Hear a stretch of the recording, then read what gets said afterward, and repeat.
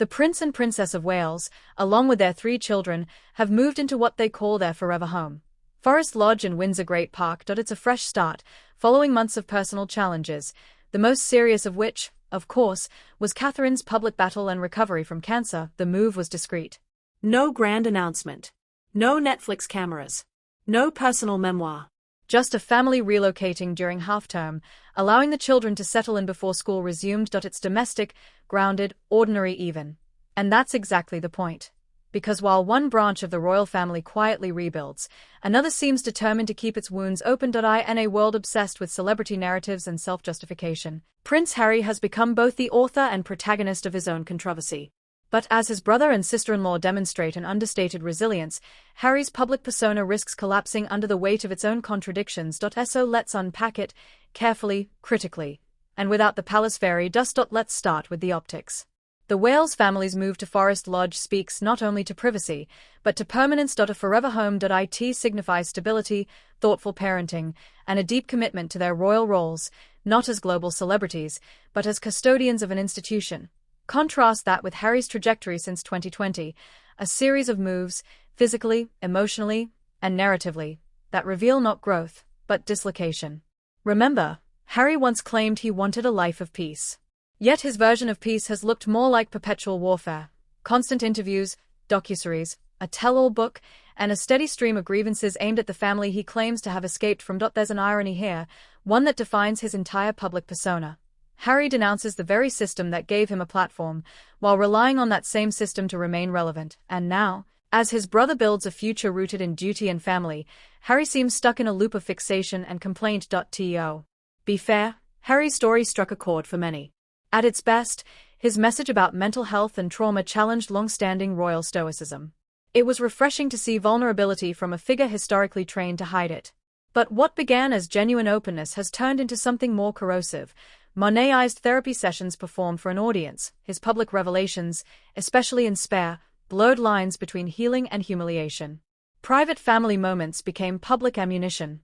Childhood memories, military experiences, even deeply personal conflicts were placed on display, not with discretion, but with a kind of emotional exhibitionism that demanded sympathy while discarding restraint. Meanwhile, William and Catherine's decision to move quietly, especially after Catherine's health ordeal, signals a deliberate rejection of that spectacle. They are choosing privacy without publicity, a fundamentally different kind of strength, and this is the pivot point. While one brother is re-establishing trust and stability, the other continues to market his truth as a brand. Now, let's be clear, Harry endured profound loss. The trauma of losing a mother at 12 is not something any child easily overcomes. His pain is real, and his anger at the press has context.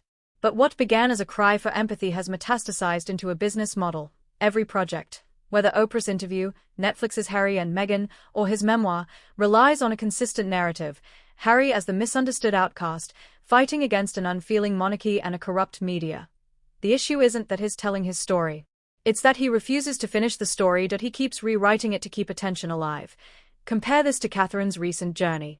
Following her diagnosis, she asked for privacy, then withdrew from public life to focus on recovery and family. The statement was short, dignified, and final. No drama. No manipulation. Simply humanity. That's leadership through composure, a kind of credibility Harry frequently undermines by oversharing. Harry has spent years blaming the tabloid press for his suffering, and not without reason. The harassment his mother endured was unconscionable. Yet Harry's chosen solution is paradoxical. He's not escaped the media. He's joined it. He and Meghan have become media producers themselves, curating documentaries, podcasts, and public statements designed to dominate headlines. They claim to reject the spotlight, yet thrive in it. When the Wales family relocates quietly to Windsor Great Park, there's a message built into the silence. You can't control the media by attacking it. You control it by starving it of content. William and Catherine live that principle. Harry continually violates it. Every time he revisits family grievances, he hands the press exactly what they need: fresh material, fresh controversy, fresh metrics of outrage. And then he complains that the coverage never ends. That's not oppression. That's self-sabotage. It's often said that history rewards consistency. Institutions survive because they adapt without losing their core. Personalities, however, fade if they substitute identity for publicity. As the Prince and Princess of Wales put down roots at Forest Lodge, their focus seems clear: service, family, and long-term stability. Even through crises, the Queen's death, Catherine's illness, public scrutiny, they haven't diversified their roles into a media empire. They've simplified. Harry has done the opposite. His public image is no longer the prince who left the palace, but the man who can't stop talking about it. And this is where the contrast stings most. Because at one point, the brothers shared not only heritage, but humanity. They both wanted reform, empathy, and modern relevance. But their methods divided them, and now, only one seems to have found balance. In any royal story, optics aren't just aesthetics, they are strategy. The Waleses' move into their forever home isn't merely a domestic decision, it's a declaration. A return to simplicity. A reminder that royalty, at its best, should be boring. Dignity is not showmanship, it's restraint. Harry, on the other hand, has reinvented himself not as a reformer, but as a reaction. His narrative depends on a foe, whether that foe is the press, his family, or the abstract system. Without an antagonist, his brand evaporates. And that's the tragedy. For someone who once spoke about healing, Harry's career now depends on never fully healing. Meghan's transition from Hollywood star to royal has been marked by a level of privilege that is often overlooked. Despite her claims of feeling isolated and victimized, she has access to resources and a platform that most people could only dream of. This raises a critical question: can someone who has lived such a privileged life truly understand the struggles of everyday people? Her recent criticisms of the royal family and the British press have been framed as a fight against systemic racism and sexism. However, many argue that her approach lacks genuine understanding of the complexities of these issues, particularly when viewed through the lens of her own privileges. Another aspect of Meghan's public persona is her consistent narrative of victimhood. While it's essential to acknowledge and support those who have faced adversity, Meghan's repeated emphasis on her victim status can come across as self-serving. This narrative not only overshadows the real issues she claims to care about but also alienates potential allies.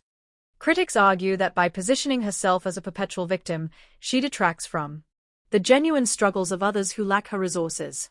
The recent move of the Wales family to Forest Lodge serves as a stark contrast to her narrative, showing a family that is actively seeking a fresh start while supporting their children through significant changes, rather than focusing solely on personal grievances. When history looks back at this moment, it will likely see two very different models of what it means to be royal in the modern era. On one side, a family rebuilding in quiet strength, finding meaning in privacy, purpose in service, and peace in permanence. On the other, a restless exile, still fighting old battles, still narrating pain, still searching for validation in the echo chamber of publicity. The Prince and Princess of Wales have chosen stillness. Prince Harry has chosen noise, and perhaps that's the final irony. For all of Harry's talk about freedom, the real liberation might be the one he never chose: the freedom from self-obsession, from performance, and from the past. Until he finds that, the contrast will only deepen, not Windsor versus California, not royal versus rebel, but stability versus spectacle. And right now, there's no doubt who's winning.